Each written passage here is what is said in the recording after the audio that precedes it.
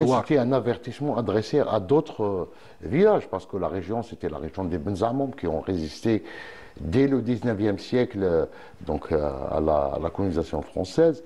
C'était une région qui a accueilli les Mel Abdel Kader, Oui.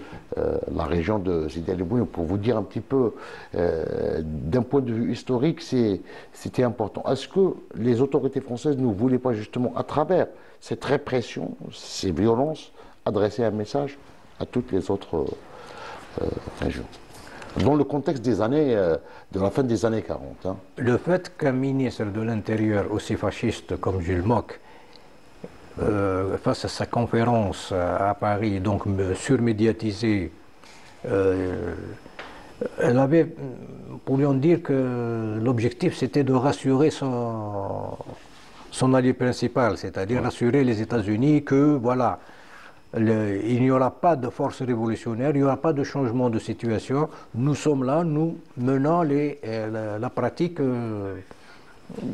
qui convient, c'est-à-dire donner l'exemple.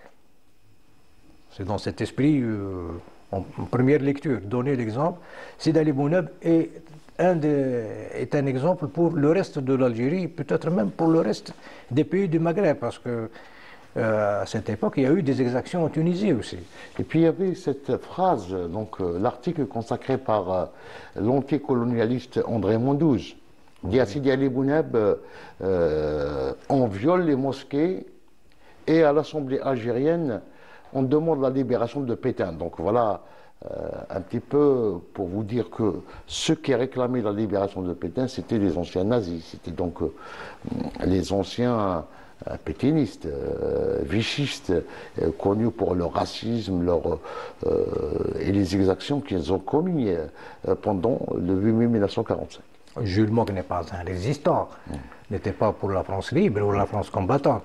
Jules Mock était un des administrateurs, un des administratifs de la période Vichy, Vichy à Alger, Oui. bon, etc.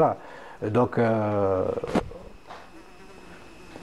c'est une histoire assez complexe puisque le mouvement fasciste européen en Algérie il a une autre dimension, un autre objectif, c'est-à-dire qu'il y a eu toujours cette